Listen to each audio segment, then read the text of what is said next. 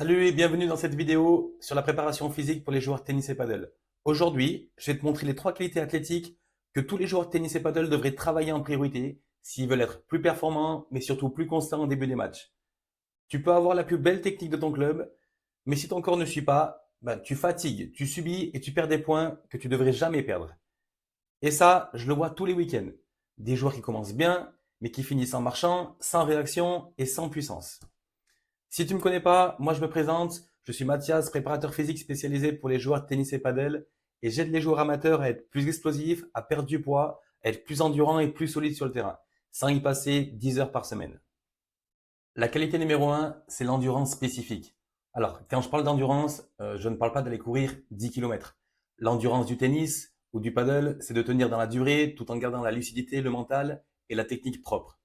Tu l'as sûrement vécu au tennis, par exemple. Au bout d'un set, tes jambes sont lourdes, tu recules, tu joues court, tu es frustré parce que la technique, tu sais faire, mais ton corps ne suit plus.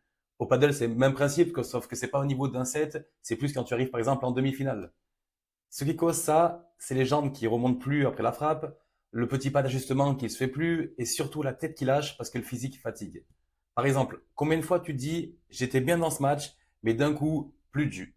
La solution pour progresser à ce niveau, c'est d'intégrer certains exercices. Par exemple, la course à pied, mais de courte distance. Tu peux intégrer, par exemple, 200 mètres de course à pied, 500 mètres, voire même jusqu'à 1 km pendant tes séances. Ou même, par exemple, la corde à sauter. Un super exercice au niveau des jeux de jambes. Ou même un exercice tout simple au niveau du poids du corps. Tu as aussi les jumping jacks. Tout ça, en fait, tu peux les réunir dans la même séance avec des distances ou des répétitions différentes.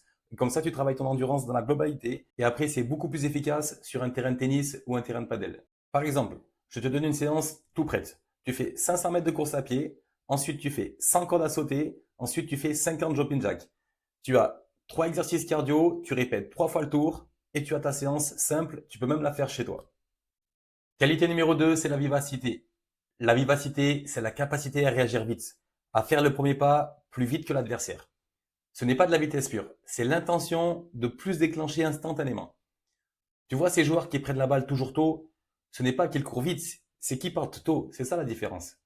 Ce qui se passe quand tu manques de vivacité, tu réagis en retard. Tu joues toujours en défense. Tu subis la balle au lieu d'attaquer. Le petit test très simple, si tu attends que la balle rebondisse avant de bouger, c'est que tu as un problème de vivacité. Comment tu peux développer ça? Alors, il y a plusieurs exercices. Celui que j'aime bien, c'est que tu as besoin juste d'une balle de tennis.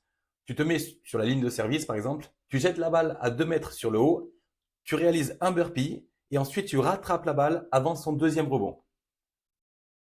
Pour le deuxième exercice, c'est le même principe, sauf que tu mets deux plots à 2 mètres de toi, tu jettes une balle à 2 mètres toujours, tu vas toucher le plot qui est sur le côté et tu reviens en pas chassé, toujours en rattrapant la balle avant son deuxième rebond.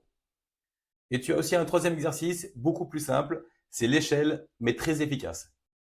Et la troisième qualité, c'est l'explosivité. L'explosivité, c'est de transformer ton énergie en puissance immédiate. La différence entre subir et dicter le point. Pourquoi elle est cruciale? Au tennis et au padel, chaque déplacement est un sprint de 2 à 4 mètres. Si tu mets 0,2 secondes de moins réagir, tu prends la balle plus tôt, plus haut et tout change. Exemple que tout le monde connaît.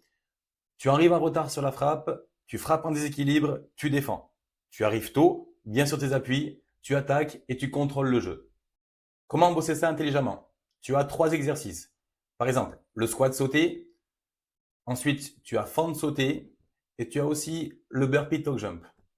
Donc pour changer un peu de la séance, tu peux faire du Tabata. Le Tabata c'est quoi? C'est une durée de 4 minutes où tu fais 20 secondes de travail et 10 secondes de pause. Donc tu prends un exercice, par exemple le squat sauté, tu fais en Tabata. Ensuite tu récupères, tu fais pareil pour les fentes sautées, tu récupères et tu fais pareil pour les burpee toe jump. Ça va être un peu plus dur pour les burpee toe jump, mais c'est possible aussi. Et là au moins tu auras une séance qui va durer, aller avec les pauses, à peu près 20 minutes, un peu moins, entre 15 et 20 minutes, et tu auras fait ta séance d'explosivité. Ça, c'est une séance, bien sûr, sans matériel, hein. Il existe encore plein de travail avec matériel en salle de sport. Mais moi, ce que je t'explique là, c'est que tu peux faire chez toi sans matériel. Si tu travailles déjà la technique, c'est très bien. Mais la vraie différence en match, c'est ton physique. Endurance spécifique, vivacité, explosivité. Ces trois qualités-là te permettent de tenir, réagir et frapper plus fort jusqu'au dernier point. Si tu veux d'autres astuces pour progresser physiquement dans ton tennis ou ton padel, je t'invite à suivre la chaîne et mets un j'aime si la vidéo t'a plu, ça fait toujours plaisir. Et moi, je te dis à bientôt. Ciao.